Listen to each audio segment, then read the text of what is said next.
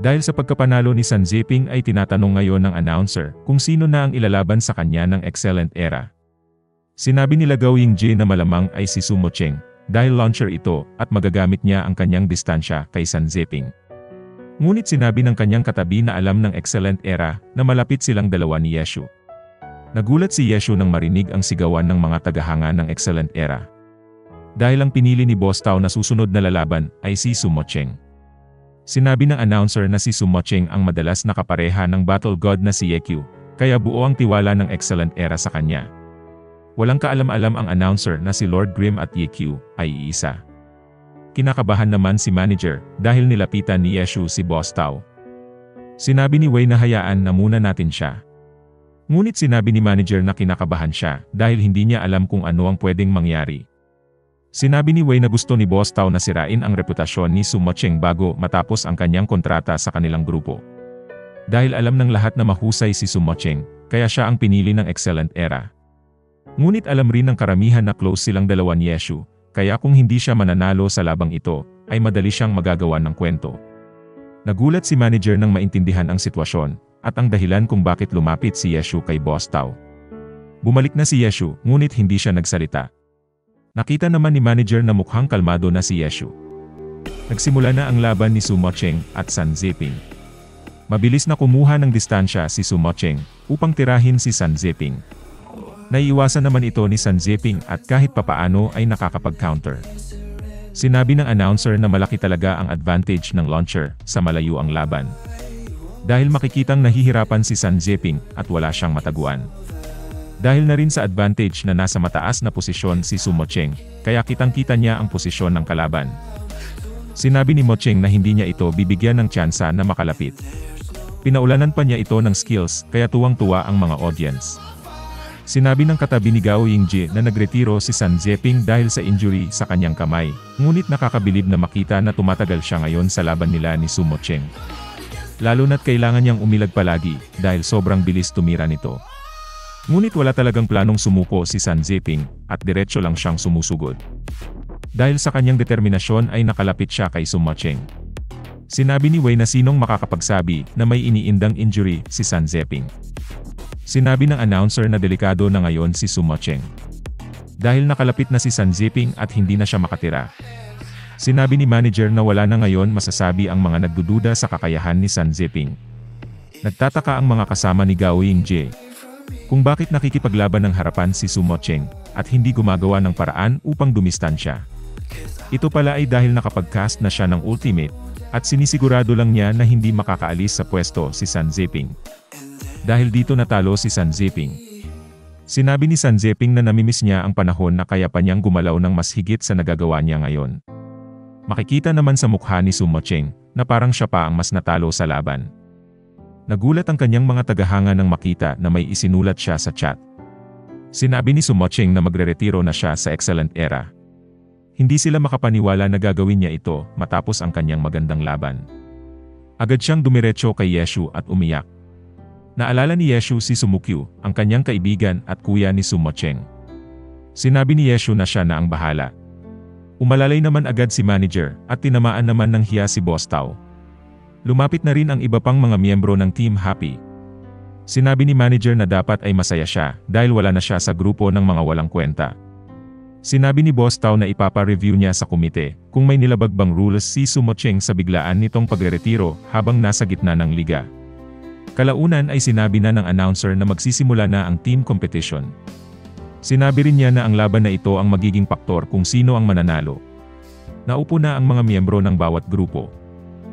Sinabi ni Yeshu na huwag silang kabahan at alalahanin lang ang kanilang mga ginawa sa training.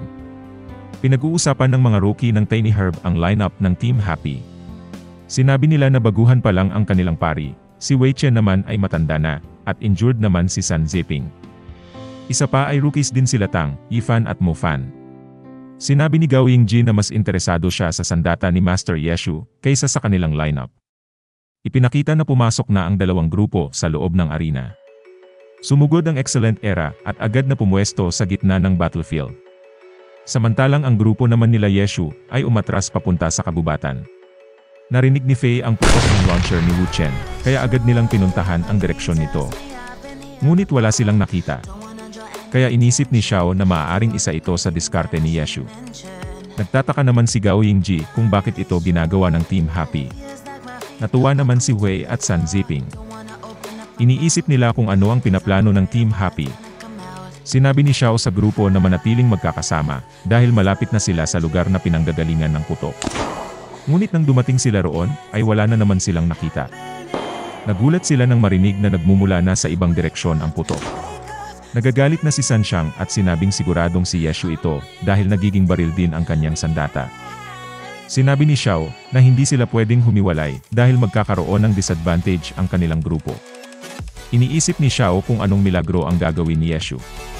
Dahil kumpara sa mga gamit at bilis ay walang binatbat ang Team Happy sa mayaman nilang grupo. Ipinaalala niya ulit na huwag silang humiwalay, ngunit wala na naman silang naabutan ng makarating sa lugar.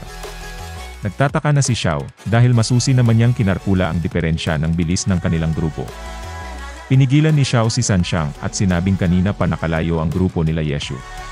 Ang kanilang naririnig ay baka isang miyembro lang na sinadyang magpaiwan. Sinabi ng isa sa Tiny Herb na kadalasan ang healer ang naiiwan kapag tumatakbo ang isang grupo dahil may kabagalan ang move speed nito. Kaya nagtataka siya kung bakit may healer sa lineup ng Team Happy kung ganito naman ang kanilang taktika. Dahil siguradong maiiwan ito at mapapatay lang ng kalaban. Ngunit ang ipinagtataka rin niya ay bakit hindi sinasamantala ni Xiao na ikalat ang kanyang grupo upang mapitas ang mababagal na karakter sa lineup ng Team Happy. Nagagalit na si Sanxiang dahil malapit lang sa kanila ang pinanggagalingan ng putok. Ngunit sinabi ni Xiao na maaaring trap ito kaya kailangan nilang pumunta sa kabilang direksyon. Sinabi ni Wu Chen kay Yeshu na hindi pa rin sila naghihiwa-hiwalay at papunta sila ngayon sa kanyang direksyon. Sinabi ni Yeshu na manatili lang sila sa distansya at iwasan na magpakita. Napansin ng kanilang healer na ambush spot ang lugar na ito. Bigla namang may tumira sa kanila. Kaya agad sila nag-counter at hinabol ito. Iniisip ni Xiao kung saan tatakbo ang kalaban at kung kailan magpapakita sila Yeshu. Nang maabutan nila ang launcher, ay pinigilan niya ang mga kagrupo. Sinabi niyang delikado rin ang lugar na ito kaya kailangan nilang mag-ingat. Tuwang-tuwa naman ang mga audience dahil makakakita na sila ng aksyon. Ngunit nang tinira nila si Wu Chen ay nawala ito at sila naman ang nakatanggap ng artillery strike. Galit na si Sanxiang at sinabi kay Xiao na magbago na sila ng diskarte. Napansin ng announcer na bumilis na ngayon ang kilos ng Excellent Era. Sinabi ng Tiny Herb na gusto ni Yeshu na paghiwa-hiwalayin ang Excellent Era, ngunit gusto naman ni Xiao na manatili silang magkakasama. Sinabi ni Yeshu na si Xiao ang magiging sentro ng kanilang diskarte. Tinanong ni manager kung bakit. Sinabi ni Yeshu na dahil bago pa lang siya sa Excellent Era, at hindi pa siya pamilyar sa lakas at kahinaan ng mga kagrupo. Mahusay siyang taktisyan, ngunit dahil hindi pa siya pamilyar sa kanilang kakayahan, ay hindi niya paghihiwa-hiwalayin ang mga ito upang hindi mabawasan ang kanilang lakas, ngunit ito rin ang magiging kahinaan ng kanilang grupo. Makikita naman na umaapoy na sa galit si Sanxiang. Dahil kanina pa nila hinahanap ang Team Happy, at ngayon na nakita na nila ang isa, ay pinipigilan naman sila ni Xiao. Inisip ni Xiao na baka ito ang diskarte ni Yeshu, na galitin ang mga miyembro ng Excellent Era at magkaroon ng kaguluhan sa kanilang grupo. Kaya inutusan na niya ang grupo na gawin ang nakasanayan. Sinabi ni Sanxiang na baliwala sa kanya ang pananambang ng mga ito, at pinuntiryang habulin si Yeshu. Sinamahan siya ni Shen Jian, habang ang iba ay humabol naman kilatang. Tinanong ni Wu Chen kung nakahanda na ba si Ifan. Sinabi nitong nakaantabay lang siya sa kanila. Nang makumpirma ni Wu Chen, ay nag-counter-attack na ito. Nag-follow up naman si Tang ngunit naprotektahan ito ng barrier ni Xiao, kaya si Xiao na lang ang kanyang tinira. Makikita naman na halos wala pang nababawa sa buhay ng Team Happy, kumpara sa grupo ng Excellent Era. Habang nasa gitna ng kaguluhan ay pasimpleng gumigilid na ang kanilang healer. Umatras na rin si Tang papunta sa pwesto ni Ifan. Agad naman itong nag-cast ng skill upang mapinsala at mapigilan ang ibang miyembro ng Excellent Era. Tinanong ni Xiao kung nasaan na sila Sanxiang. Sinabi nito na hinahabol nila si Yeshu at maaabutan na nila ito. Sinabi ng announcer na naghiwa-hiwalay na ang Excellent Era. Inutusan ni Xiao na bumalik na sila, ngunit nakipaglaban na si Sanxiang kay Yeshu. Sinabi ni Xiao na kung susugod sila ng walang plano at makikipagsabayan ng bara-bara, ay baka mabiktima sila ng plano ni Yeshu. Bigla namang nawala si Yeshu. Kaya pinagtawanan sila ng dalawang veterano. Wala nang nagawa sila Sanshang kung hindi ang bumalik. Ginamit naman ni Yeshu ang kanyang umbrella upang maiwasan ang terrain. Sinabi ni Sanshang na nakakalito ang kanilang dinadaanan kaya matatagalan pa silang makabalik. Sinabi ni Xiao na sasalubong na lang sila upang makapag-regroup agad. Ngunit nagulat sila nang bigla silang tambangan nila Tang. Mas nagulat pa sila nang makita na dumating na rin si Yeshu kasama ang kanilang healer. Sinabi ni Xiao na hinarangan na nila ang kanilang exit, kaya wala na silang magagawa kundi ang lumaban. Sinabi ng rookie ng Tiny Herb na ngayon lang siya nakakita ng grupo na sobrang husay gumamit ng terrain. Sinabi rin nila na masyadong malayo pa si Sanshang upang rumisponde. Sinabi ni Yeshu na isa-isahin na sila, kaya tumira na si Xiao. Inuna naman ni Tang ang kanilang support at kinombo rin ito ni Yeshu. Sinubukan siyang tulungan ni Xiao, ngunit tinira rin ito ni Ifan. Nagawa naman ni Xiao na maitaboy sila Tang, kaya kahit papaano ay nailigtas siya ng kanilang brawler. Tinanong ni Yeshu kung saan sila pupunta. Sinabi niya kay Wu Chen na siya na ang bahala, at agad naman silang tinira nito. Hindi sila makapaniwala na binubugbog lang ang Excellent Era. Kahit pa fully upgraded ang kanilang equipments dahil sobrang yaman ng kanilang grupo. Makikita naman na nanggigigil na siyang makabalik. Sinabi niya na malapit na sila. Ngunit dumating na rin si Steam Bun at tinapatan ang brawler ng Excellent Era. Sinabi ni Sanshang na mag-ingat at huwag munang lumaban. Tuwang-tuwa naman si manager sa nangyayari. Napaisip ngayon si Xiao na ang lahat ng nangyayari ay dahil sa tiwala ni Yeshu sa kanyang grupo at mula sa simula ay ngayon lang siya kumilos. Napagtanto niya na kayang gumawa ng milagro ni Yeshu kahit na hindi mga profesional ang kanyang kasama. Nakita niya na malayo ang agwat nilang dalawa. Dahil naniniwala lang siya sa kanyang sarili at bihira sa kanyang kagrupo. Sinabi niyang hindi pa huli ang lahat at kaya pa nilang bumawi. Sinabi ng announcer na magsisimula na ang sagupaan ng dalawang grupo. Inutusan ni Xiao sila Sanshang na pagtulungan si Yeshu habang sila naman ang hahabol kay Wu Chen. Ngunit sinalubong sila ni Tang at pinigilan si Xiao. Nakatakas na naman si Yeshu at tinaguan si Sanshang. Humingi naman ng tulong si Xiao kaya si Tang na lang ang kanyang tinira. Hindi ito inaasahan ni Tang kaya tinamaan siya ng kritikal. Ngunit hindi nagpatalo si Tang at nakipaglaban ng sabayan kay Sanshang. Kinuha naman ni Yeshu ang kanilang healer kaya umatras si Sanshang at hinabol sila.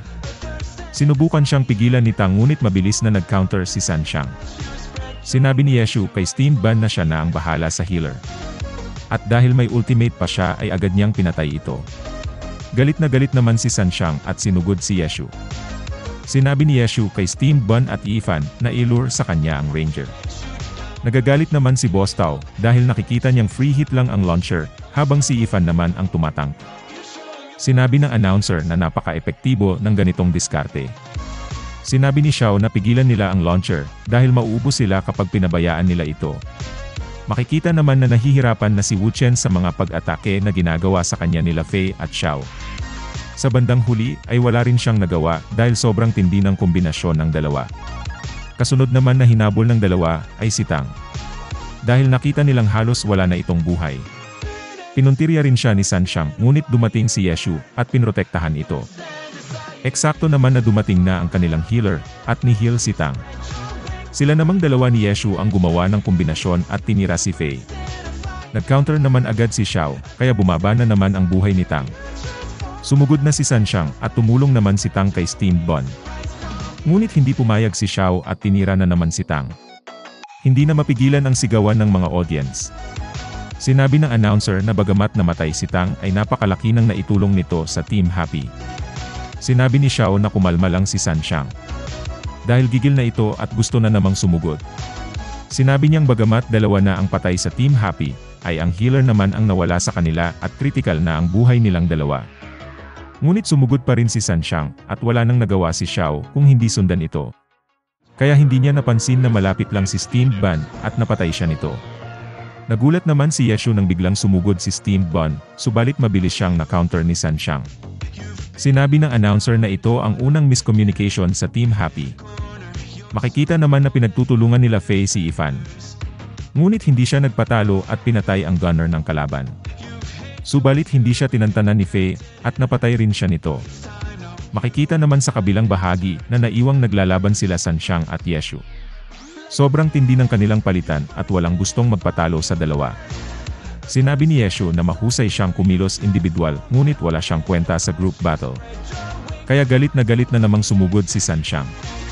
Sinabi ni Faye na papunta na siya. Sinabi ni Sanshang na siya lang ang papatay kay Yeshu.